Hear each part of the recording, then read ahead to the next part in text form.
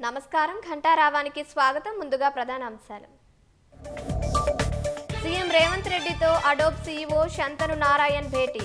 ఏఐని సమర్థంగా వినియోగించుకునే అంశాలపై చర్చ.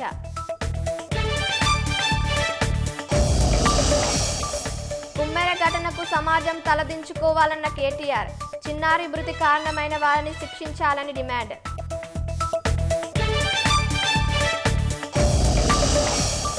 వరుసగా మూడోసారి నాంపల్లి కోర్టుకు బాంబు బెదిరింపులు.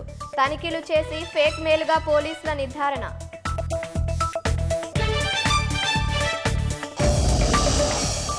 ఒడిశా గనుల శాఖ ఉన్నతాధికారి ఇంట్లో భారీగా నోట్ల కట్టలు. 4 కోట్ల నగదు స్వాధీనం చేసుకున్న విజిలెన్స్ అధికారులు.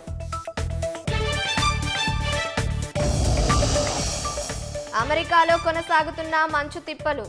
సహాయ చర్యలు ముమ్మరం చేసిన అధికార యంత్రాంగం.